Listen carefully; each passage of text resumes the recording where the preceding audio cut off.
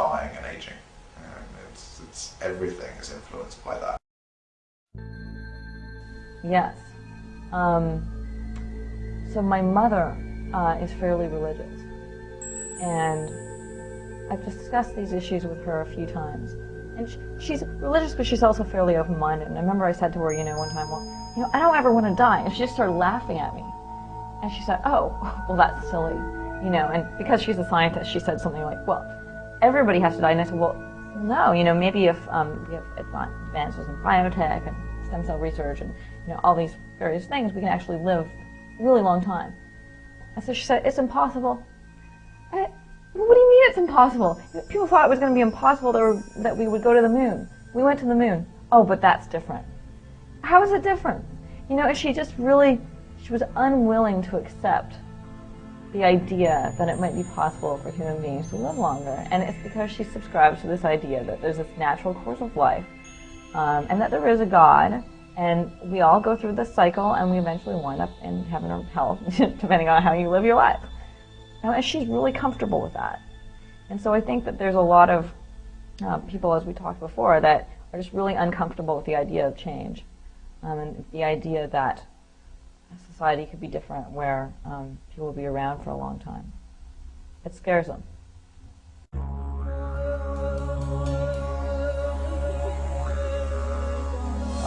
I know there are Luddites out there that are fearful of change and new technology, but the world's going to be a better place. There'll be more opportunities. There'll be, as far as boredom, I mean, come on. I mean, it's the same thing. I mean, you look over the past, our ancestors couldn't have gone skydiving or rode roller coasters or done anything of that kind. And the options are only going to increase for us. The third thing I want to say actually about this, very important thing, is that actually these therapies, when they first come along, they will be very expensive, but they'll also be rather dangerous because they'll be very experimental. So actually, in a very real sense, we should be thanking the wealthy for being the guinea pigs that will go there first. If you want it at all, you're going to have to let the rich have their day in the early days of the technology, and in order to get it for everybody else, right? I mean, early cell phones were incredibly expensive. Right, in the 1980s, mobile phones were thousands of dollars each. And now you go to China, and they're everywhere. This is a third world country. I mean, you go to Africa, people have cell phones in India and Africa. I mean, it's incredible how inexpensive cell phones are now, only 20 or so years later. And so that the same impulse that would deny the rich life extension simply because they're rich and simply because you can't have it for other people is exactly the kind of policy that will destroy all technological innovation. People with greater means are going to have access to the best medical technology fastest. But I mean, as we've seen in the past, these advances tend to make their way to the general populace fairly rapidly. In 1922, they first discovered insulin, and this technology, freed a lot of diabetics from needless death. And as we see today, people of very modest means have access to insulin and diabetic treatment. Benjamin Franklin wrote to a friend in 1773, "I wish it were possible to invent a method of embalming drowned persons in such a manner that they might be recalled to life at any period, however distant, for having a very ardent desire to see and observe the state of America 100 years hence." Today, cryonics is the process of preserving humans after death by storing them in liquid nitrogen, typically at a temperature of -196 degrees Celsius. In this cold storage state, metabolism and decay are nearly completely halted. Viruses, bacteria, sperm and eggs, embryos at early stages of development, insects and even small animals such as small frogs and some fish can be cryogenically frozen, preserved for an indefinite time, and then reanimated back to full healthy life. Barring social disruptions, cryonicists believe that a preserved person could remain physically viable for at least 30,000 years. At least long enough for advanced medical technology to revive them. And we don't know what it's going to be that allows us to reanimate and be restored to health and youth if anything. But as I'm fond of saying, it's a lot better odds to be frozen than to let the worms eat you.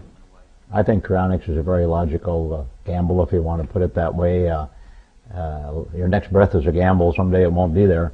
But I feel that the chances are very good of a brighter future coming out of this. I certainly hope so. There's a lot of people that are a lot smarter than me that are wrong if not. And I never did like the idea of decomposing in a box.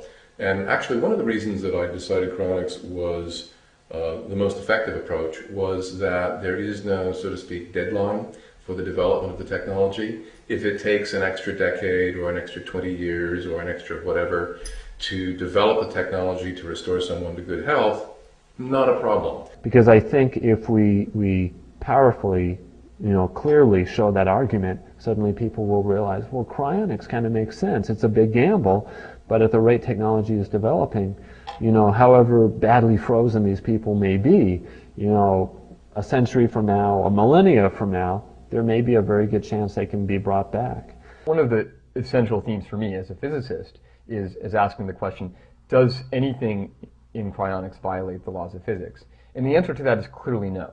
There is nothing at all in the laws of physics that says this can't happen. And so it's important to realize that a lot of technologies that people thought were completely impractical, that had insurmountable barriers, have been developed in the past 100 or 200 years. And yet people often, detractors of these technologies often made arguments basically to the effect that the laws of physics, while not strictly prohibiting this, make it vanishingly unlikely.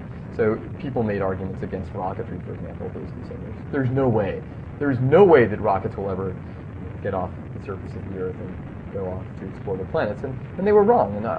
And I think that if you take an honest look at the history of technological forecasting, scientists and engineers tend to be really bad at this sort of thing. I think that the remarkable thing about cryonics is that you can get large percentages of the population to find it intriguing if you just describe it to them, and even large percentages to find it plausible and something that they think there's a substantial chance it might work. But as we all know, an itsy-bitsy tiny percentage of the population actually chooses it.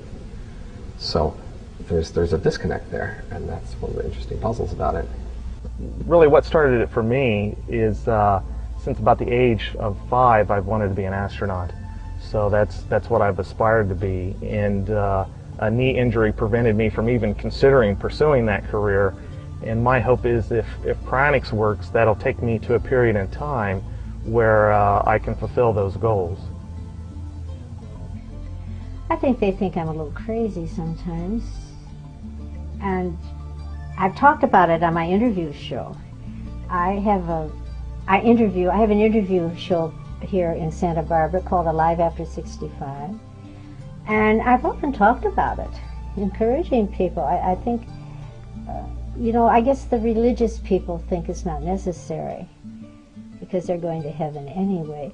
But the people who are agnostics or aren't so sure of their religion, why, I think it's a very wonderful alternative for hope that one will come back and see what's going to be happening in the world. In terms of cryonics, if there is anything negative, it's usually poor press or something like that just exaggerates the wrong aspects of it. But I think that in the near future, people are just going to become aware of it, and it's just going to be a positive outlook. But as a general rule, when I first got involved, I encountered almost nothing but hostility when I would go into the field to collect a patient. Today, that environment is vastly different already. Doesn't mean that people are going to be signing up for this themselves in droves, but at least they are not working as hard to prevent people from doing it.